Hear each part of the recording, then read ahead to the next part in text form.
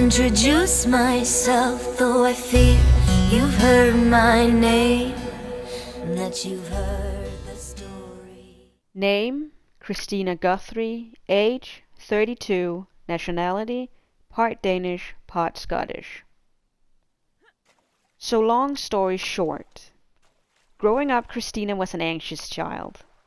It had very little to do with external parental pressure, since her father left when she was 3 and her mother barely noticed her existence, but instead sprung from her own desire to excel and prove her worth. She applied high expectations to everything she did and experienced immense satisfaction when she met them, and in turn, a crushing sense of worthlessness when she failed to. As an adult, Kristina took up journalism and found employment at a small but well-respected news magazine. Her work there is what eventually brought her to Chernarus, by following the trail of an illegal Eastern European sex trafficking ring.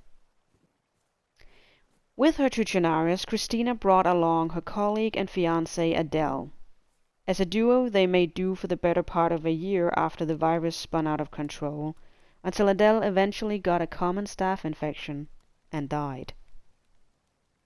There is a whole story attached to this, but long story short, the Koslow brothers withheld antibiotics, Adele died, and Kristina killed them and burned their compound down.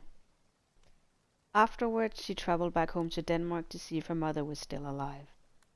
It seemed like the right thing to do. But now, 13 months later, Kristina Guthrie is back in Chernarus, ready to get back to business. With her she carries a Ziploc bag with her fiancé's ashes, a leather-bound diary with a photo of her tucked inside, a touch of OCD, and a desire to excel. Chasing stories and presenting them to the world is what she's good at, and so she will pick her old trade back up. Kristina Guthrie is a news reporter, and when she gets her radio transceiver fixed up, she will be Kristina Guthrie with the Atlas News. Allow me to introduce myself, though I fear you've heard my name,